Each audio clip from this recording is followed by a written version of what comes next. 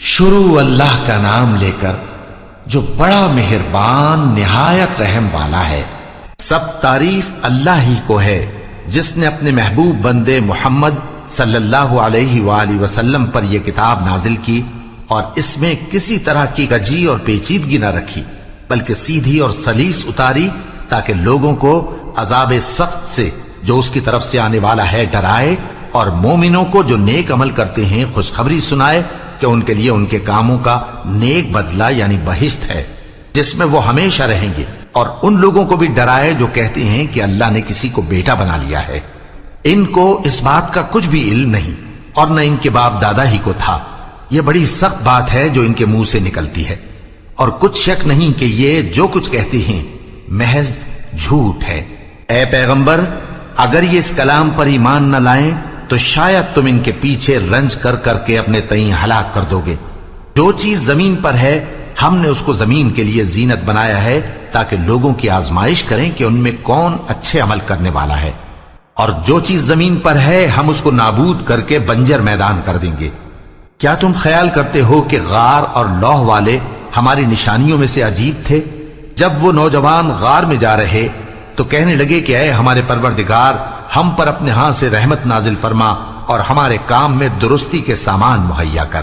تو ہم نے غار میں کئی سال تک ان کے کانوں پر نیند کا پردہ ڈالے رکھا، یعنی ان کو سلائے رکھا، پھر ان کو جگا اٹھایا تاکہ معلوم کریں کہ جتنی مدت وہ غار میں رہے دونوں جماعتوں میں سے اس کی مقدار کس کو خوب یاد ہے۔ ہم ان کے حالات تم سے صحیح صحیح بیان کرتے ہیں۔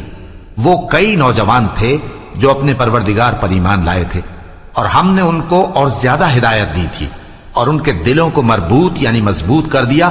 جب وہ اٹھ کھڑے ہوئے تو کہنے لگے کہ ہمارا پروردگار آسمانوں اور زمین کا مالک ہے، ہم اس کے سوا کسی کو معبود سمجھ کر نہ پکاریں گے۔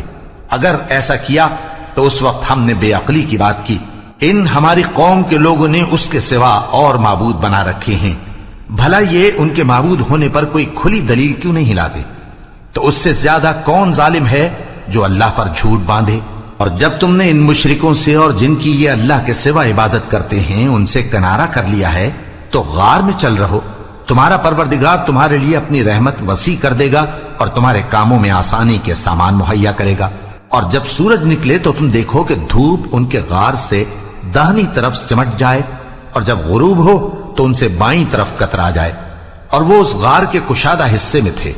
یہ اللہ کی نشانیوں میں سے ہیں، جس کو اللہ ہدایت دے وہ ہدایت یاب ہے، اور جس کو گمراہ رہنے دے تو تم اس کے لیے کوئی دوست راہ بتانے والا نہ پاؤ گے۔ اور تم ان کے متعلق خیال کرو کہ وہ جاگ رہے ہیں حالانکہ وہ سوتے ہیں، اور ہم ان کو دائیں اور بائیں کروٹ بدلاتے تھے، اور ان کا کتا چوکھٹ پر دونوں ہاتھ پھیلائے ہوئے تھا۔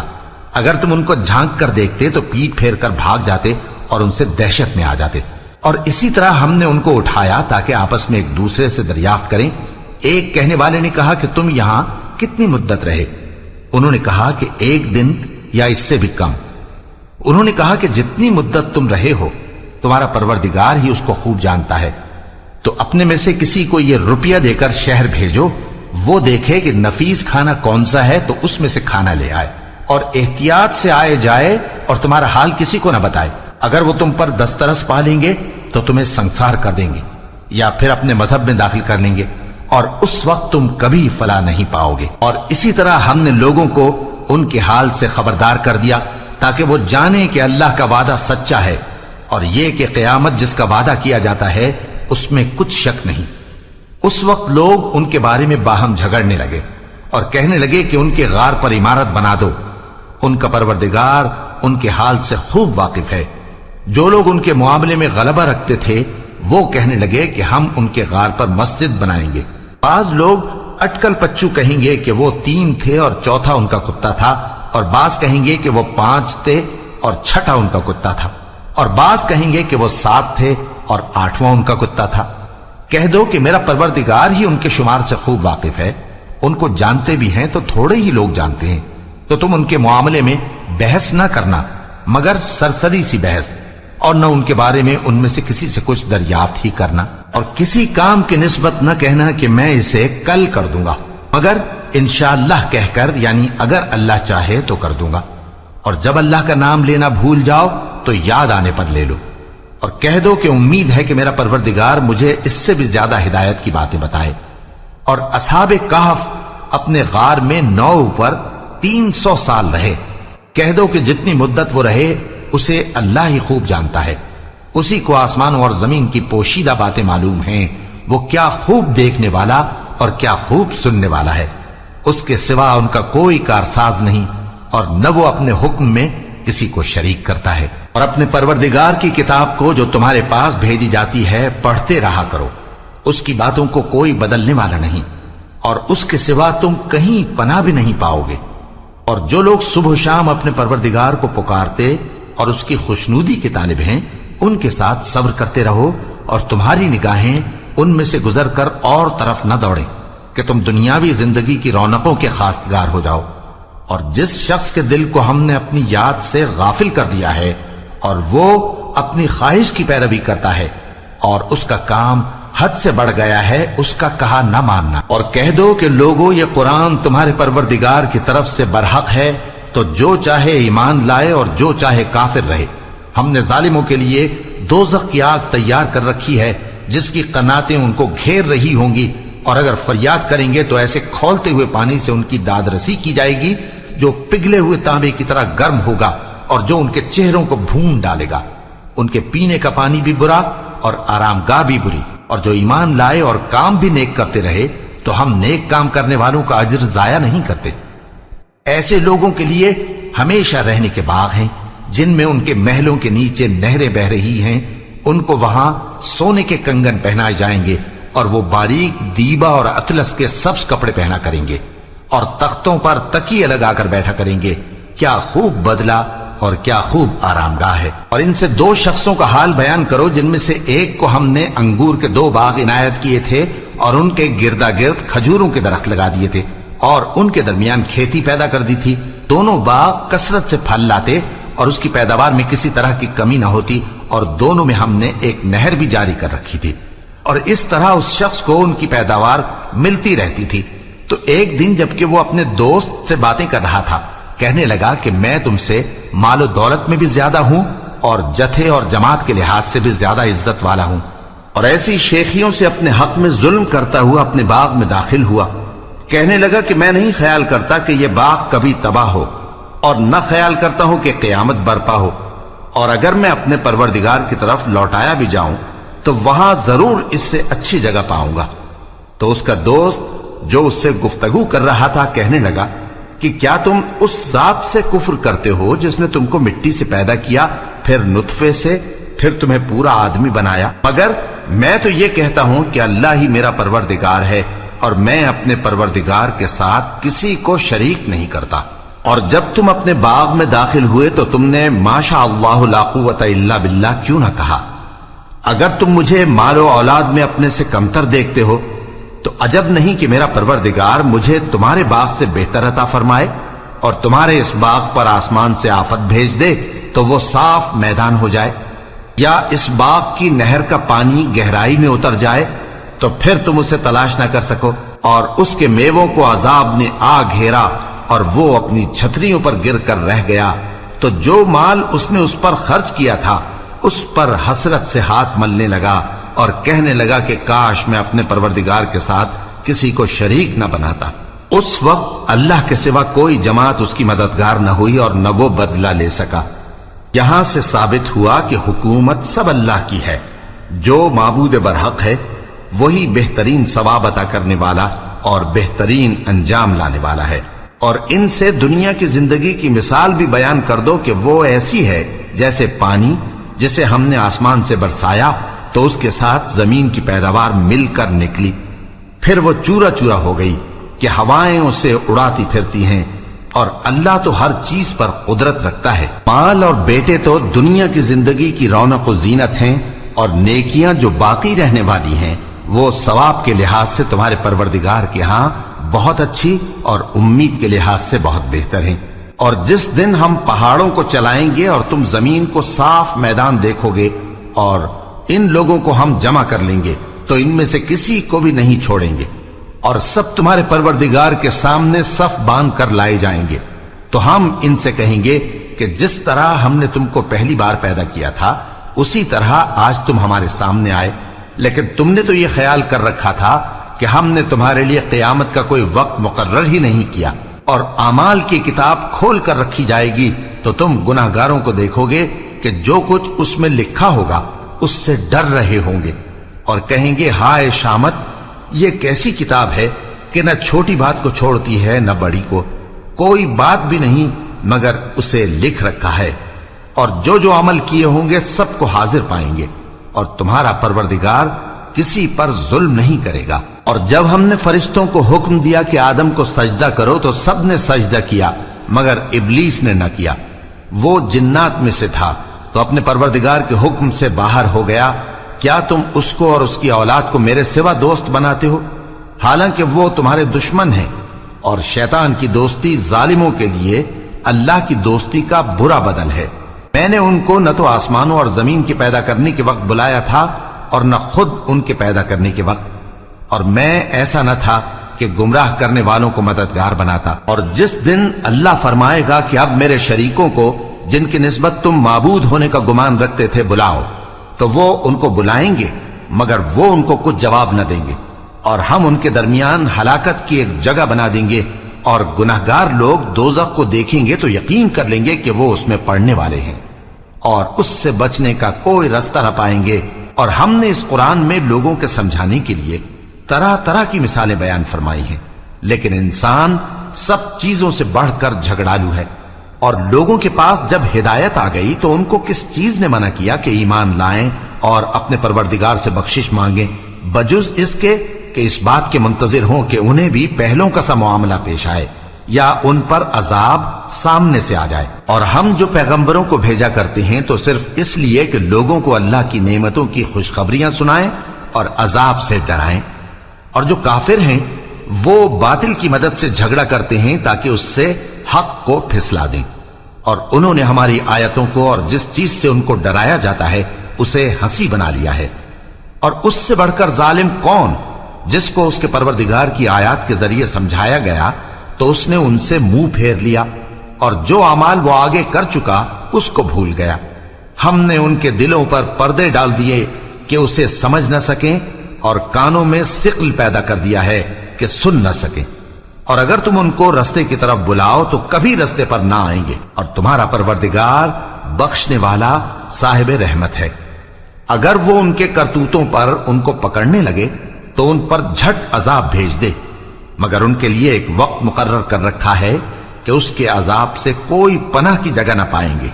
और ये बस्तियां जो वीरान पड़ी हैं, जब इन्होंने कुफ्र करके जुल्म किया तो हमने इनको तबाह कर दिया और इनकी तबाही के लिए एक वक्त मुकर्रर कर दिया था। और जब मूसा ने अपने शागिर्द से कहा कि जब तक मैं दो दरियाओं के मिलने की जगह न पहुंच जाऊं, टलने का नहीं, खास सदियों चलता रहूं। फिर जब वो दोनों उन दरियाओं के संगम पर पहुंचे तो अपनी मछली भूल गए। फिर उस मछली ने दरिया में सुरंग की तरह अपना रास्ता बना लिया। जब आगे चले तो मूसा ने अपने शागिर्द से कहा कि हमारा खाना लाओ, इस सफर से हमको बहुत थकान हो गई है।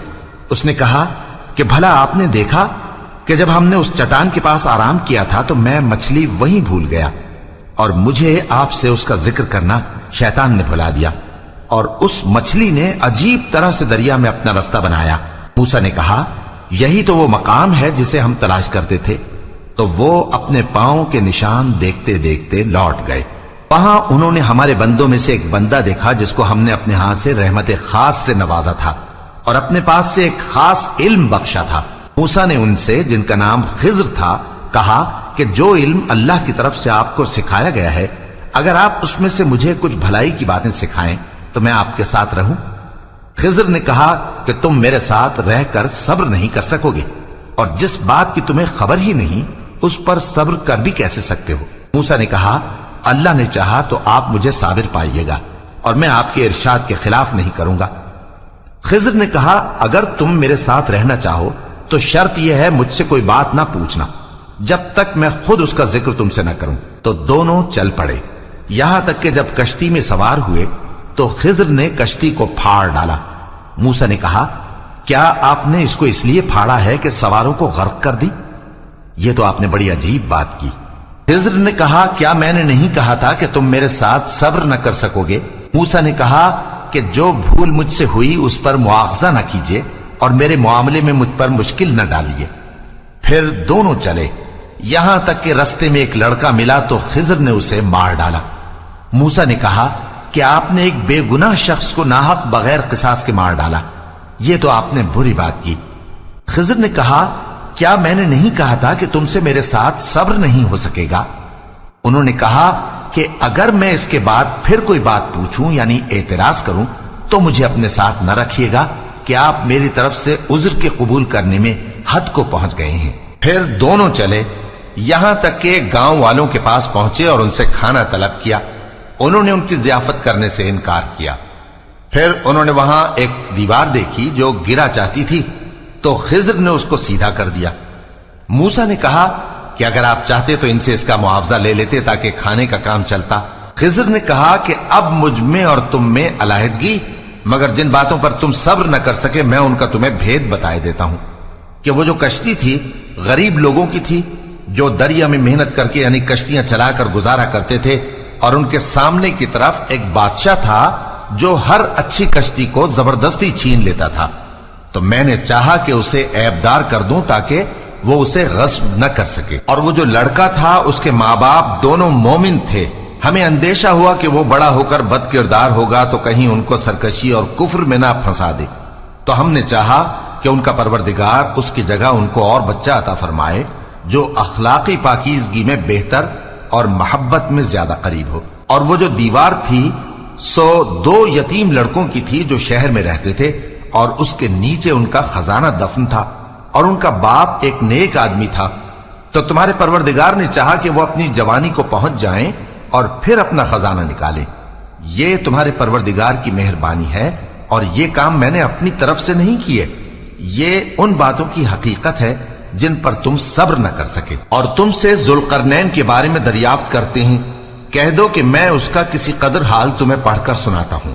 ہم نے اس کو زمین میں بڑا اقتدار دیا تھا اور ہر طرح کا سامان اس کو عطا کیا تھا، تو اس نے ایک سفر کا سامان کیا، یہاں تک کہ جب سورج کے غروب ہونے کی جگہ پہنچا تو اسے ایسا پایا کہ ایک کیچڑ والے چشمے میں ڈوب رہا ہے، اور اس چشمے کے پاس ایک قوم دیکھی۔